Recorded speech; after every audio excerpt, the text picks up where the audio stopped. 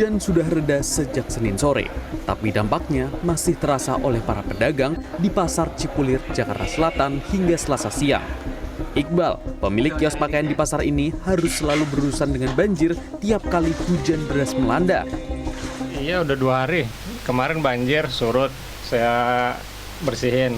Semalam banjir lagi, saya bersihin lagi hari ini. Ini memang situasi seperti ini sering terjadi? Sering, sekarang akhir tahun ini kayaknya udah setahun terakhir ya. Tiap hujan biasa, hujan lebat biasa di Jakarta, pasti langsung masuk ke dalam sini nih.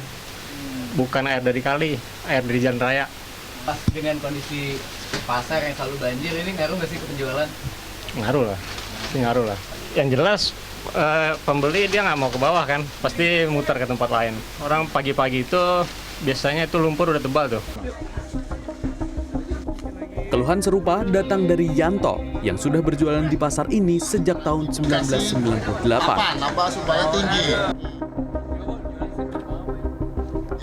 Banjir membuat ia dan pedagang lainnya menyiapkan sejumlah langkah antisipasi. Ya kalau mengatasinya harus Pemda dulu dong, baru ke pedagang. Kalau pedagang hanya bisanya mengantisipasi.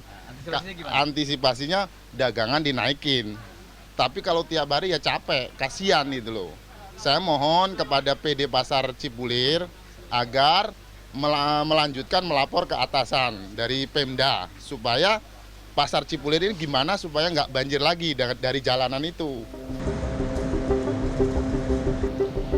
Proyek pembangunan gorong-gorong yang dimulai pada bulan Mei tahun 2024 dan terhenti pada Desember di tahun yang sama diduga menjadi penyebab banjir di Pasar Cipulir.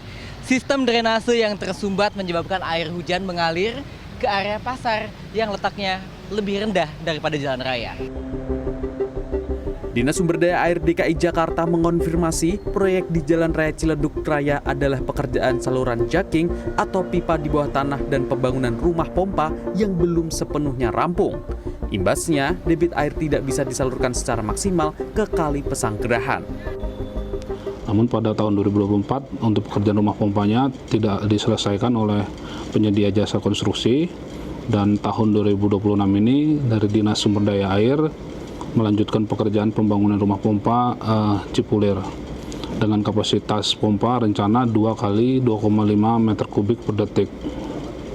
Untuk penanganan sementara terhadap banjir yang terjadi kemarin, dari Dinas Sumber Daya Air telah menyediakan pompa mobile dengan kapasitas 638 LPS sebanyak 2 unit. Para pedagang di Pasar Cipulir berharap ada solusi permanen agar banjir segera teratasi. Pasalnya, menurut data PD Pasar Jaya, ada 590 pedagang di lantai dasar Pasar Cipulir yang terdampak banjir hingga mengganggu aktivitas usahanya. Mardika Utama, Sony Sulistiono, Jakarta.